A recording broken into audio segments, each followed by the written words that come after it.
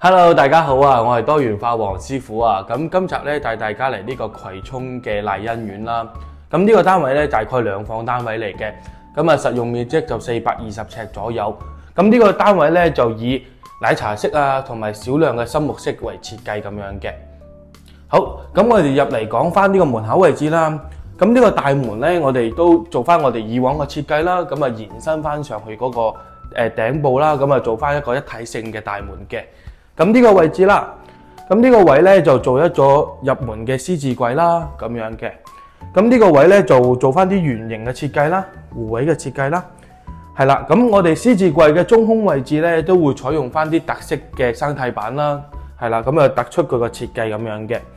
咁呢個位咧我哋會做翻啲櫃桶，咁啊做翻啲儲物櫃桶啦，同埋一個儲物鞋櫃咁樣嘅。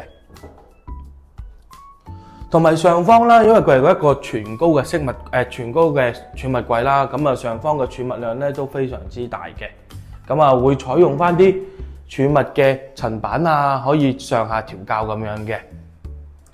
好，嚟到呢個位置，咁呢個位咧，我哋會擺一個4人嘅飯台啦，咁就算你擺喺度啊，同埋4個人坐喺度食飯咧，都非常之足夠個空間。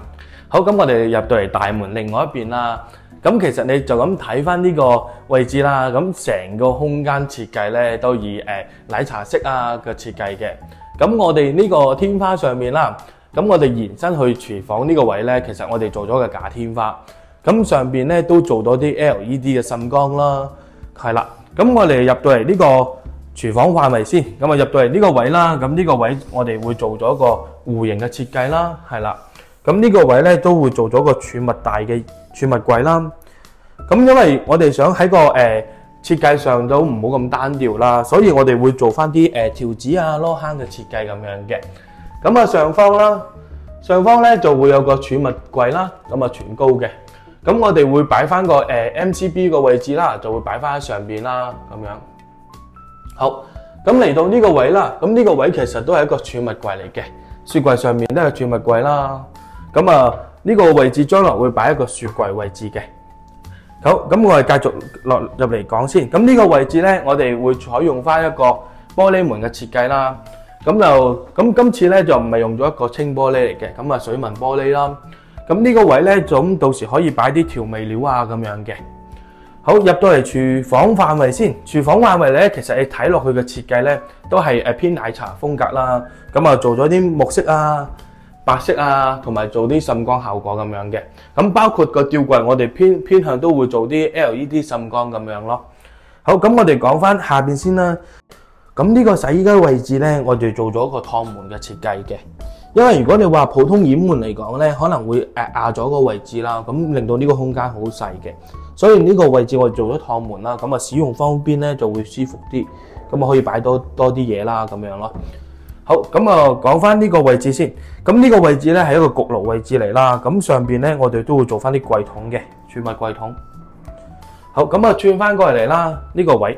咁呢個位置咧我哋做咗一個 L 型嘅吊櫃，咁留翻呢個玻璃窗啦，咁令到啲陽光咧可以折射咗入嚟咁樣咯。咁啊令到成個廚房都會光猛少少。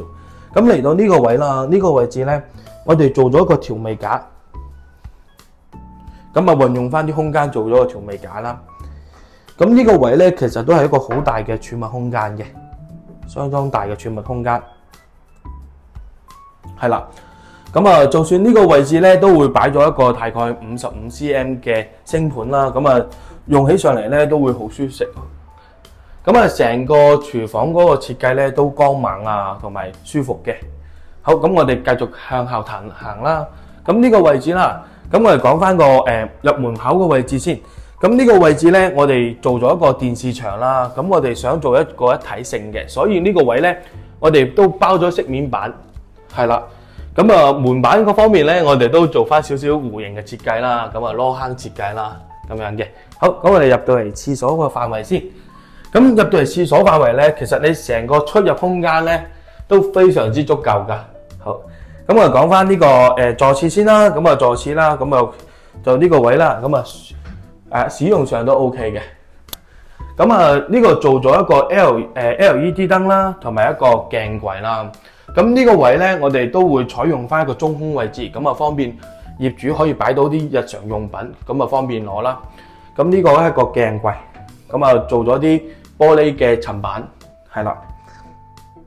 好，咁呢個位咧就做咗個台下盤啦，咁就用嗰方面咧都好舒服、好舒適嘅，咁啊相當之夠位置啦。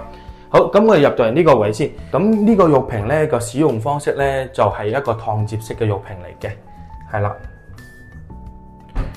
咁就算你開門咧，其實佢開門閂門咧嗰個佔用嘅空間咧都唔會好大。咁呢個企缸範圍啦，咁樣都有大概係75cm 定大概係1.2cm 嘅。咁啊使用方面咧都非常之足夠啦，咁樣咯。好，咁我哋講翻客廳範圍先。好，咁我哋由廁所出嚟呢個範圍啦，咁其實成個使用空間咧都非常之闊落啦，包括樓底高度，咁我自己都差唔多1.8米高啦，咁樣都好闊落咁樣嘅。好，咁顏色方面咧都會統一翻啦，做翻啲簡約嘅風格啦。咁我哋嚟到呢個電視櫃呢個方向先，咁啊電視櫃嘅方向咧，我哋都會做翻啲條紙嘅設計啊、背景牆啊，同埋呢個位置我哋會做咗個弧形嘅設計嘅，內弧形嘅設計啦。咁呢個位咧都會做咗一個飾物櫃，係啦。咁下方呢個位置咧，我哋都做咗啲儲物櫃啦，咁樣嘅。咁呢個位咧，我哋都會做咗一個毛毛揭板，係啦，毛毛揭板。咁啊方便到時業主啦，可以將啲電器啊，咁啊可以擺翻喺上面嘅，咁啊方便靈活少少咯。咁嚟到呢個位啦，咁呢個位其實都係一個主人房嘅門板啦，咁按應翻我哋都好似啱先廁所個位置咁樣嘅，咁啊做咗弧形嘅設計啦。咁嚟到呢個位，呢個上方啦，我哋都做咗一個木殼啊，咁啊做咗個冷氣啊，分體式冷氣機咁樣嘅。咁呢個位咧，暫時嚟講咧，業主咧就按翻做一個叫做書房嘅。咁啊呢個位咧，我哋做咗一個3節嘅玻璃趟門。咁啊，帶緩衝嘅，係啦。